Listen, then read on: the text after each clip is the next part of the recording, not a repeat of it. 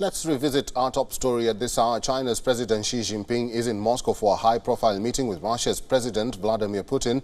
The two leaders held informal talks for nearly 4.5 hours yesterday and will resume the talks today. During the meeting, the Chinese president said that Beijing and Moscow share similar goals and further underlined China's willingness to play a role in finding a political solution to Russia's war in Ukraine. The Chinese president also hailed his country's close ties with Russia and said that China and Russia are partners in comprehensive strategic cooperation. And let's talk more about this. We are now being joined by Elizabeth Braw from Washington, D.C., who is a senior fellow at AEI. Elizabeth, welcome to WION World is One. U.S. Secretary of State Antony Blinken says that the world should not be fooled by any tactical move by Russia.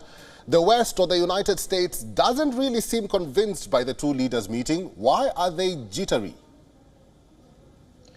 Well, it's not exactly a natural friendship. China and Russia, or China and the Soviet Union, as it was back in the day, are rivals as much as they are friends. So now they are frenemies. And the reason that Vladimir Putin, is so keen to meet with Xi Jinping is that he doesn't have virtually any friends left. So Xi Jinping is a great friend to have, but Xi Jinping is also not a close friend. He's essentially Russia's last hope. Russia needs a lot from China. China doesn't have very many friends either, but these are not exactly countries that share very many values. They just share being countries that need friends.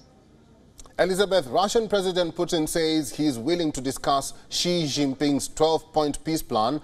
Does it seem like Russia may compromise, or will it take more than just meeting and talking with China?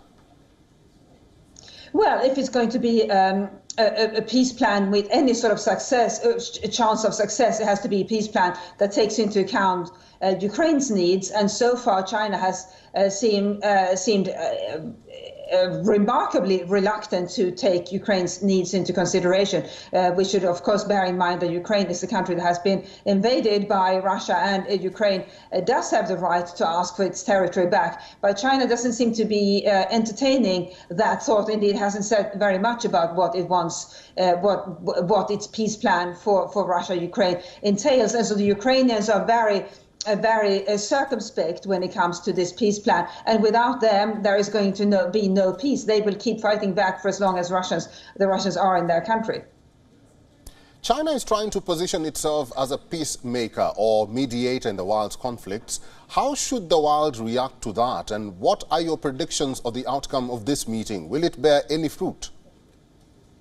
Well, if we look at the countries that have been successful peacemakers in recent years, it's countries like Norway that have enormous credibility and that threaten no one. China, it can present itself as it is doing as a peacemaker, but whether it's successful will depend on whether other countries trust it to be a peacemaker. And China is not a country that has signaled a lot of willingness to be peaceful on its own account in recent years. If we look what it has done in the South China Sea, what it has done around its own borders. So it's not a country with a lot of credibility among its neighbors or indeed in the wider world. So I don't think there's a great chance for success for this peace plan. Of course, every peace plan should be entertained, but frankly, a peace plan that involves China as the one mediator and indeed involves a plan that seems to take into account only the needs of one country, namely Russia, doesn't seem to have a lot of chances for success. All right. Thank you very much. I've been talking to a senior fellow at AEI live in Washington, D.C., Elizabeth Braw. Thank you for talking to WION World is One today. Thank you. WION is now available in your country. Download the app now and get all the news on the move.